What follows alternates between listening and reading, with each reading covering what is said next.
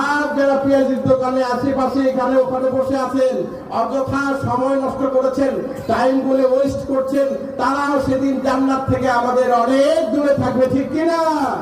এজন্য আপনাদেরকে উদারতা আহ্বান করছি, আপনারা অবশ্যই অনীতি বিলম্বে মাহফিলের প্যান্ডেলে এসে বসে যান।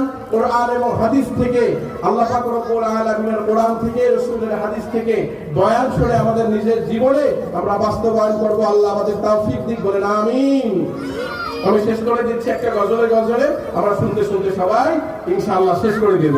তুমি আসমানে থাকো প্রভু, আমি জমিনে, তবু তোমারি প্রেম জমে হৃদয় গহীনে।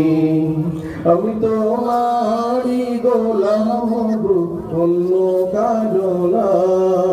আমি তোমারি গোলাম গো, অন্য কারো না।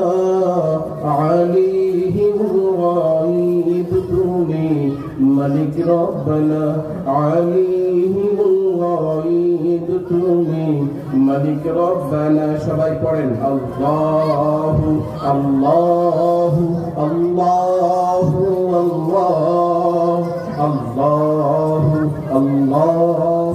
আল্লাহু আল্লাহ। ইয়া মালিক ইয়া খালিক ইয়া রহমানুর রহিম। ইয়া মালিক ইয়া খালিক ইয়া রহমানুর রহিম। তোমারি রহম ছাড়া বাঁচা বড় দায়।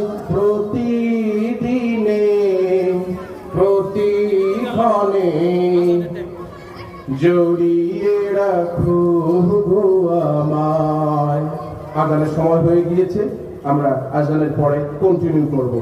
আমার তৌফিক ইল্লা বিল্লাহ। আসসালামু